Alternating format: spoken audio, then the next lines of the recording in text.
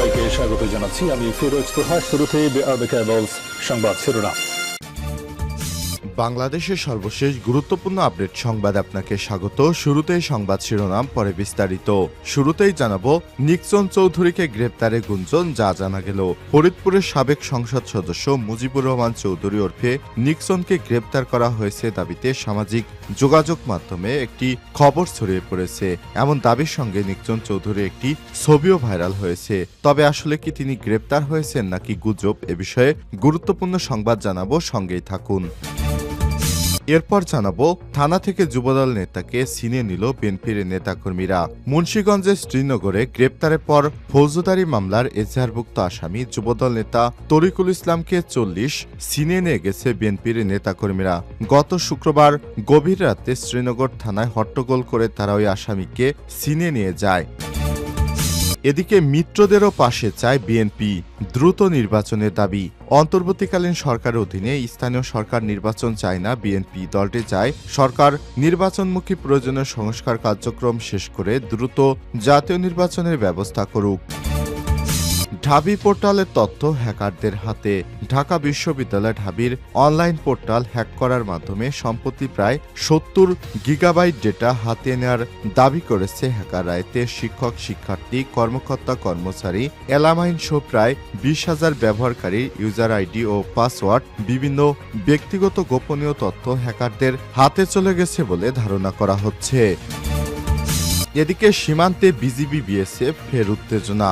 লালমনিরহাট পাটগ্রাম উপজেলা দহগ্রাম সীমান্ত আইন লঙ্ঘন করে কাঁটাতারে বেড়া দিয়েছে ভারতীয় সীমান্তিরক্ষী বাহিনী বিএসএফ। গতকাল বিজিবির বাধা উপেক্ষা করে বিপুল সংখ্যক ভারতীয় শ্রমিক দিয়ে কাঁটাতারে বেড়া নির্মাণ করে ভারতীয় সীমান্তিরক্ষী বাহিনী বিএসএফ। এই ঘটনায় দহগ্রাম সীমান্তে বিজিবি ও বিএসএফ এর মধ্যে ফের উত্তেজনা বিরাজ করছে।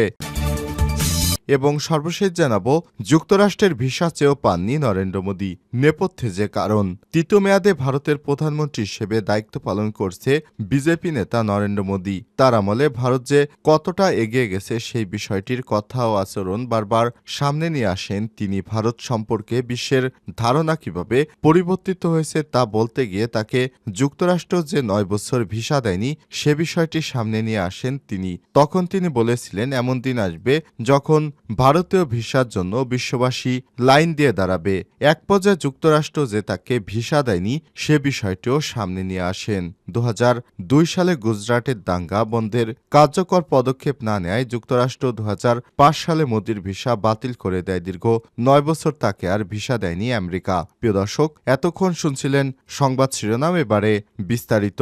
তবে তার আগে বন্ধুরা অনুরোধ থাকবে এই সংবাদটিতে একটি লাইক দিন।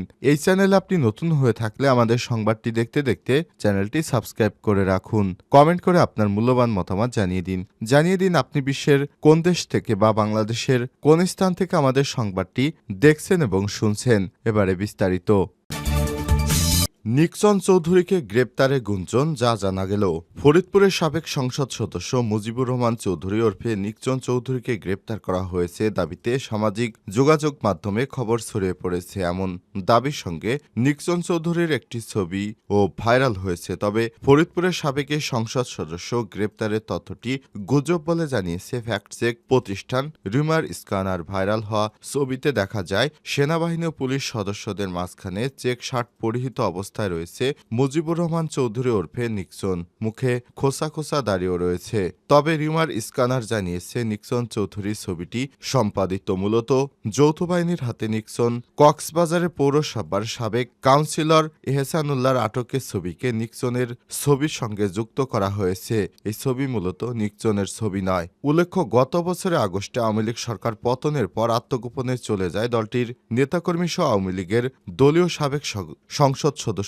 ওই সময় পর থেকে ফরিদপুর 4 আসনের সাবেক সংসদ সদস্য মুজিবুর রহমান চৌধুরী ওরফে নিক্সনের অবস্থান নিয়ে সুনির্দিষ্ট কোনো তথ্য নির্ভরযোগ্য সূত্র থেকে পাওয়া যায়নি।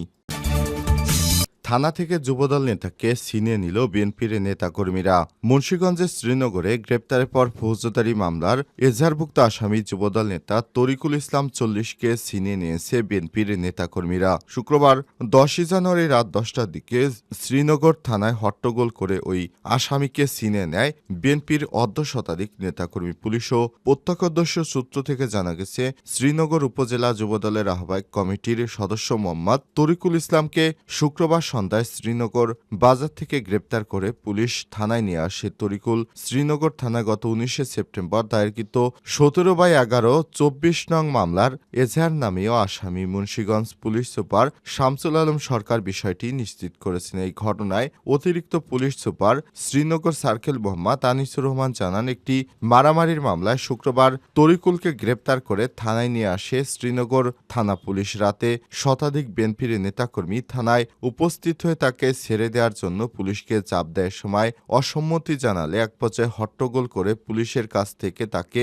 ছিনিয়ে নিয়ে যায়। মুন্সিগঞ্জ পুলিশ সুপার শামসুল আলম জানান, ছিনিয়ে নেওয়া আসামিসহ যারা এই ঘটনায় জড়িত তাদের আইনের আওতায় আনার চেষ্টা চলছে। শ্রীনগর থানার অফিসার ইনচার্জ কাইমুদ্দিন চৌধুরী জানান, সত্যতা স্বীকার করে বলেন, পুলিশি বাধা উপেক্ষা করে এই ঘটনা ঘটানো হয়েছে। পুলিশের পক্ষ থেকে অতিরিক্ত বল প্রয়োগ করা হলে পরিস্থিতি আরও খারাপ হতে পারত। তরিকুল শ্রীনগর উপজেলা যুবদলের আহ্বায়ক কমিটির সদস্য বলে জানা গেছে। সে মুন্সিগঞ্জ শ্রীনগর উপজেলা দেউলভোগ এলাকার বাসিন্দা।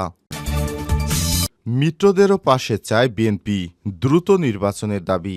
অন্তর্বর্তীকালীন সরকারের অধীনে স্থানীয় সরকার নির্বাচন চায় না বিএনপি। দলটি চায় সরকার নির্বাচনমুখী প্রয়োজনীয় সংস্কার কার্যক্রম শেষ করে দ্রুত জাতীয় নির্বাচনের ব্যবস্থা করুক। তাদের দাবি, পতিত ফ্যাসিবাদ ও তাদের দোসরদের চলমান নানা ষড়যন্ত্র মোকাবেলায় নির্বাচিত সরকারের বিকল্প নেই। এ দাবিতে সভা, সেমিনার সহ নানাভাবে সোচ্চার হয়েছে দলটি। সরকার দ্রুত সুনির্দিষ্ট রোডম্যাপ না দিলে আগামী ফেব্রুয়ারি-মার্চ নাগাদ কর্মসূচি নিয়ে মাঠে নামার পরিকল্পনা রয়েছে দলটির। বিএনপি এখন দ্রুত জাতীয় নির্বাচনের দাবিতে ফ্যাসিবাদ বিরোধী যুগপৎ আন্দোলনের শরিক সমমনা দল ও জোটগুলোকে পাশে চায়। দলটির প্রত্যাশা, সভা, সেমিনার, মানববন্ধনের মতো কর্মসূচি জোট শরিকরাও সোচ্চার হোক। গত শুক্রবার দুপুরে রাজধানীর জাতীয়তাবাদী সমমনা জোট নেতাদের সঙ্গে বৈঠক করে বিএনপির পক্ষ থেকে এই বিষয়টি তুলে ধরা হয়েছে। বৈঠক সূত্র থেকে জানা গেছে, সম্প্রতি সময়ে জাতীয় নির্বাচনের আগে স্থানীয় সরকার নির্বাচনের বিষয়টি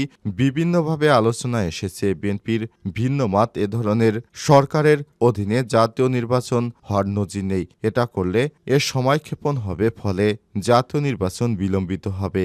আর জাতীয় নির্বাচন যত বিলম্বিত ঘটবে দেশের সংকট ততই বাড়বে। তাই এখন সরকারের উচিত বিদ্যমান রাজনৈতিক পরিস্থিতির আলোকে জন আকাঙ্ক্ষাকে প্রাধান্য দিয়ে জাতীয় নির্বাচনের দিকে দৃষ্টি স্থির করা।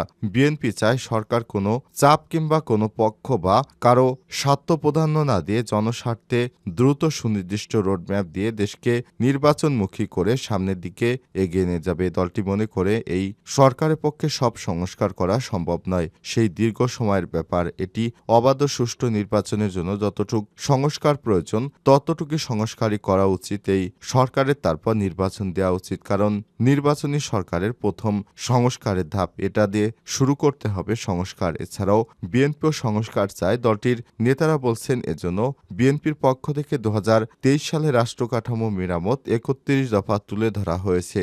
জনগণের ভোটে বিজয়ী হয়ে ক্ষমতা গেলে ফ্যাসিবাদ বিরোধী যুগপৎ আন্দোলনের শরিকদের নিয়ে জাতীয় সরকার গঠন করে তা বাস্তবায়ন করবে বিএনপি।